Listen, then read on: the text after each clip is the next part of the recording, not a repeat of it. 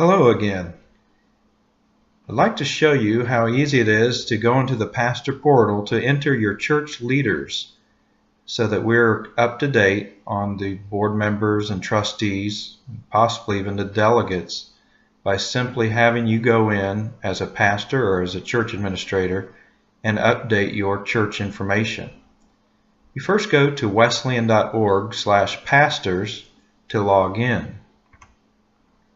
So I've said in other tutorials, if this is your first time to the pastor portal, you need to first register in this area to receive an account and a login. You put in your name, email, and select a username. Of course, put in your address and select the district, Kentucky, Tennessee, and your church name.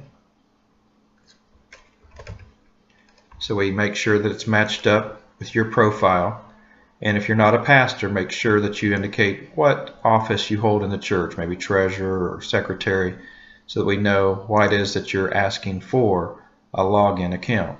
When we receive that, within a few hours, hopefully we'll have that sent back to you with a link to log in, set up your password, and have access to the pastor portal.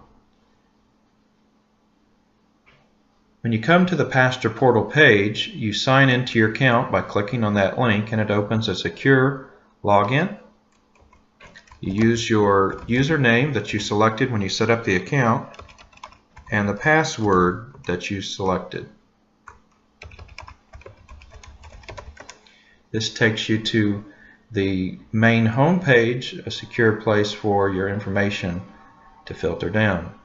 We've showed in other tutorials how you can get in to fill out your ASR or update your information in the portal, or even submit your statistics for your local church.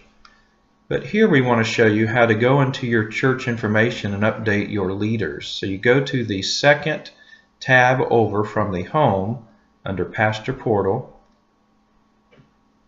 and click on Churches. Then all you have to do is put in the first few letters of your church name, and it will come up by default your church. You click on the link of the actual church name and it opens the profile for your church.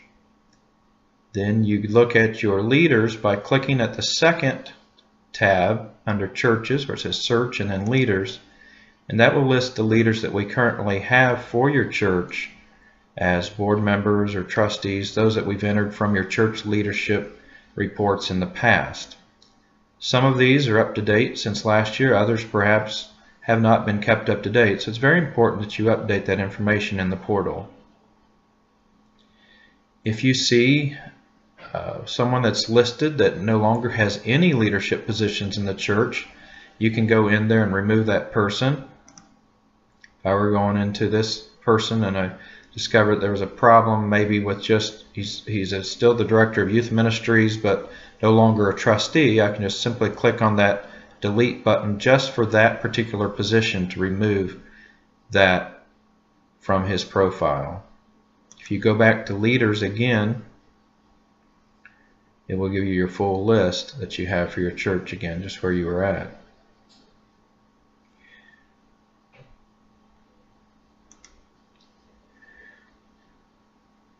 If you need to add a new leader and you have not found them in the profile of your church, you can click here to create a new person. The first thing it asks is, what position does this person have? There are some fields that are interchangeable. Some churches use, for instance, the Director of Spiritual Formation for small groups. Others might use the Sunday School Superintendent. So you need to look for the specific title that matches your church. Maybe you have a Director of Wesleyan Women, or you have a Director of Music and Worship, or someone that focuses on missions, the Director of Missions in your church, and you want to list that. Even perhaps your district conference lay delegate and alternate. You can add that into the profile for that particular year with an expiration. If I were adding a new Sunday School Superintendent, I still do need to select the church, even though I'm already under the church. I need to go to that drop down and select the proper church.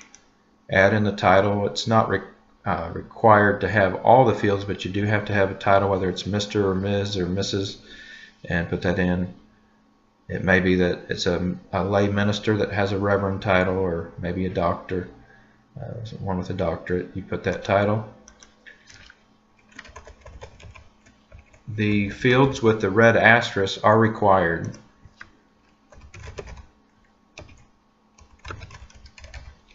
As you make up a profile, it's good to have the phone number in there.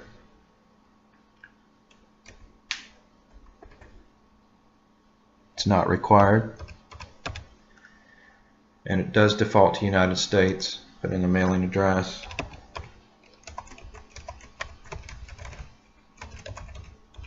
And you can tab forward to the city. And if you hit the first letter of the state, you can then have a drop down to select the actual state that it is. Once it's on there, you can hit enter and then tab forward to the zip code. And once you've had all that information in there, all you do is click save, and it adds that information for that church. I'm going to go ahead and save Dr. Bill Smith, who does not exist, to our church leadership, just so I can show you how you can add other things to his service. So if Dr. Bill Smith were our Sunday school superintendent, and there were some other things that he had going on that he's doing in the church, you could add other positions to him. If I wanted to add a new record for him, I simply go to this plus, add new record, and it will just give me another position for that same person. Let's say not only is he Sunday school superintendent, but he's also the church treasurer or director of Wesleyan Men, whatever it is that you want to add. And again, you do have to select the church again, even though that's the only church that it gives you the option. You do have to have that or it will not update. You click update, and it will add him to it.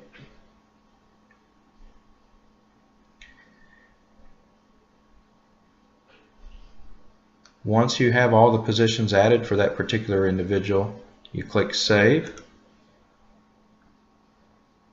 and it'll show that in his record. It does have the option of putting the service end date. That's something you would use specifically if you know the end of the term that they're elected to, or if you're putting in, say, the delegate for district conference, and you just want to show it through, say, July 31st, 2016, because it's just for the current year. You just click on that calendar drop down and then arrow over to July, and district conference is on the 22nd, but you just maybe put the 31st to show that he's doing it through that time. And that will show a service end date in his profile of a leadership position. A few things to note about the leaders in a church. If you go back to your church leaders,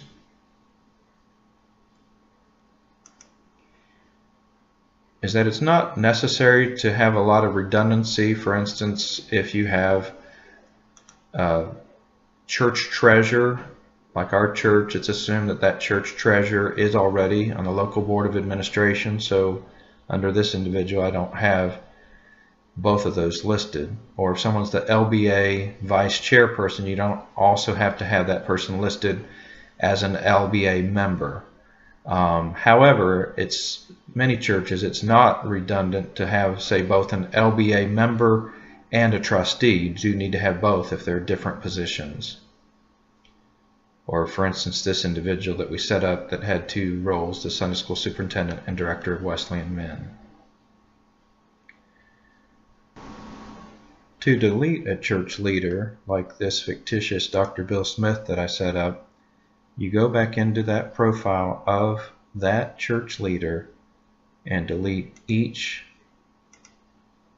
area of service that he was elected to, and then save.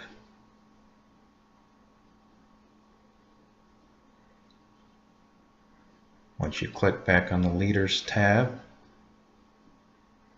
and it refreshes the list of your leaders, you will then notice that he is no longer on that list.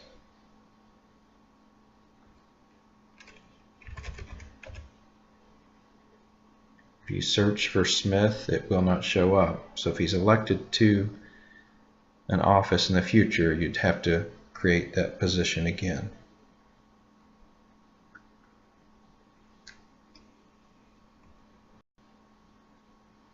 There's also a way for you to download that information by clicking the download, and then you have a quick printout in Excel of that information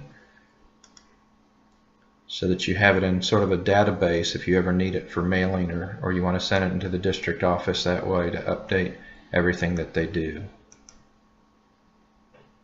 That's the basics of managing your church leaders and adding someone to the church leadership.